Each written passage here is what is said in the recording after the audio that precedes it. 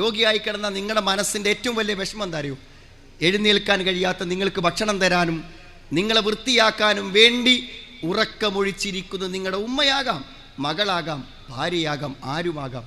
അവരനുഭവിക്കുന്ന ബുദ്ധിമുട്ടിനെ കുറിച്ചാണ് കിടപ്പിലായ രോഗികൾക്ക് എന്നും പറയാനുള്ളത്. എന്നാൽ നിങ്ങൾക്കറിയുമോ, കിടപ്പിലായ ഭർത്താവിനെ പരിചരിക്കുന്നതിൽ സന്തോഷം കണ്ടെത്താൻ ഒരു ഭാര്യയ്ക്ക് പറ്റും. ഒരു സംശയവും വേണ്ട. ഞാൻ അനുഭവസ്ഥനാണ്.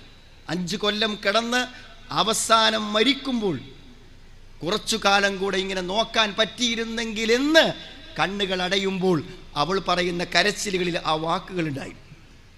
ഈ മൂലക്കെങ്ങനെ കിടക്കുകയാണെങ്കിൽ എനിക്കൊരു ധൈര്യമായിരുന്നു.